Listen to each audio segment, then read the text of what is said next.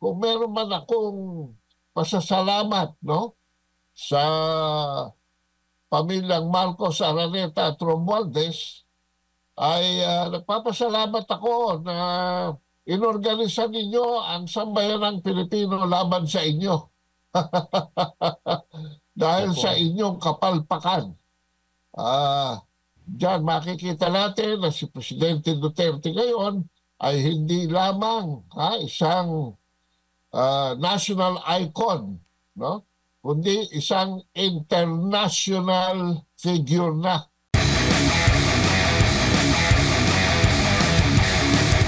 Kaado, nakikita po natin ngayon mula noong araw na pagkakaaresto kay dati Pangulong Rodrigo Roa Duterte. Abay, araw-araw din ay may nakikita tayo ng mga kababayan na nagsisilabasan, nananawagan na ibalik na dito sa bansa si dating Pangulong Rodrigo Roa Duterte. Ano po ang inyong masasabi dito? Well, nararapat lamang dahil siya naman talaga ang simbolo ng bagong panunungkulan sa ating pamahalaan. Alam po ninyo kasi marami nang nakalimot kung ano ang ibig sabihin ng public servant, no?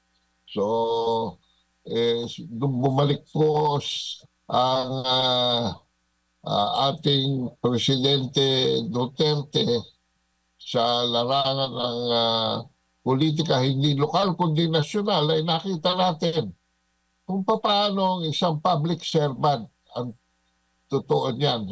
Ako po ay lumaki, ako po 77 years old na, at mga kabataan ko ay nakikita ko pa kung ano ang ibig sabihin ng public service, no?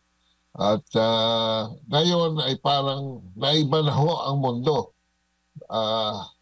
Nabaliktad na ang mundo. So, karapat-dapat lamang na lahat ng mga naghahangad na gawing tatay nila ang brand of governance ni Presidente Duterte ay magtipon-tipon. At ito'y simula pa lamang. Simula pa lamang. Nako, hindi ko nga malaman lang kung saan, no? At pero importante dito, nakikita ba ito ng Armed Forces of the Philippines? Yan. Diretsohin ko na kayo, mga sundalo, mga opisyales, no? Dahil kayo ang latagan ng ating konstitusyon na protectors of the people and the state, no? Merong isang retired general, si Romeo Pocis, ang parang nakikita ko sa kanyang mga pahayag ay hindi lalabas daw ang military kung hindi lalabas ang tao. Well, ang tingin ko ngayon para bang at sa darating pa mga araw ay sila na lang ang nakakulong. Ang taong bayan ay nasa kalye na, nasa kalsada na. And this is in the magnitude of maybe 3 times, 4 times that of EDSA 1. No? Ito, kita mo naman, no? Hindi na kailangan magpunta sa EDSA ng mga ito. Sa isang covered court, nakikita natin, nag-gather sila. At ako'y, kung meron man akong pasasalamat, no, sa pamilyang Marcos, Araneta at Romualdez, ay nagpapasalamat ako na inorganisa ninyo ang sambayanang Pilipino laban sa inyo. Dahil sa inyong kapalpakan. Diyan makikita natin na si Presidente Duterte ngayon ay hindi lamang isang national icon, no? Kundi isang international figure na. Dahil ultimo po sa Netherlands, kung saan siya ay presently under illegal detention, ay nagpupunta na po doon ng mga Pilipino at ako'y kinilabutan doon sa aking clip na nakita na in the thousands na po in just a few days, no? At ang hindi kasi sila naiintindihan, lalo na yung mga hindi nakapupunta pa sa Europa, ang Netherlands po ay nasa gitna ng Europe at ang The Hague ay nasa gitna rin ng Netherlands. At ang Europe po is interconnected by rail system.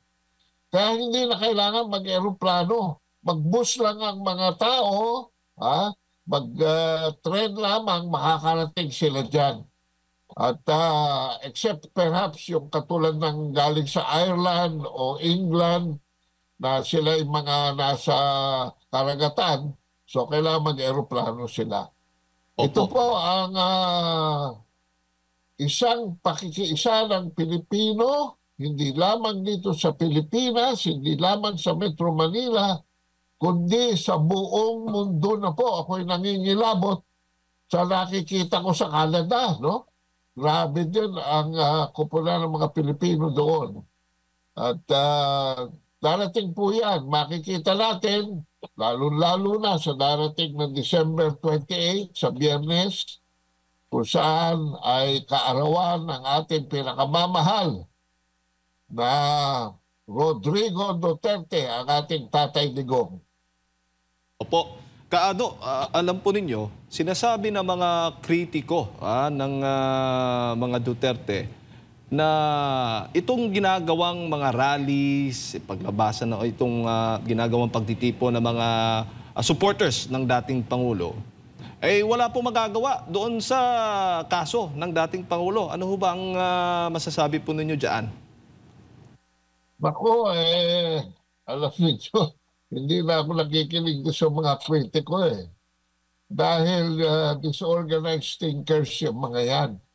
Yung mga organized thinkers nila, nakakabuhol-buhol na yan pa kayo mga disorganized thinkers na yan. Opo. Alam po ninyo, labas na po sa politika ang paglabas ng sambayan ng Pilipino dito at sa labas ng bansa. Ito po is no longer a political issue. This is already an emotional issue.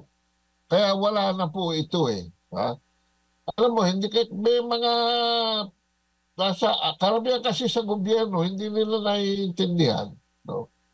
Ang isang kasabihan sa may isang kasabihan na the evil that men do the evil that men do lives after them. The good is oft interred with their bones. Ayan. Yan po ang mga insightful words that were spoken by Mark Antony in Shakespeare's Julius Caesar. Alam nyo naman po, sa buhay ni Julius Caesar, mas tanyag si Brutus. Sino ba naman si Brutus? Ayan po ay traidor. Yan po ang pumatay kay Julius Caesar. And ang sabi ni Mark Antony, uulitin ko, the evil that men do lives after them, the good is oft interred with their bones. Ang kasamaan na ginagawa ng mga tao ay tumatagal pa, namubuhay pa. Matapos sila ay mamatay. At yung kabutihan ay nakakalimutan na dahil ito ay inililibing kasama ng kanilang mga buto. Ayan. So, yan ang ating quotation for the day.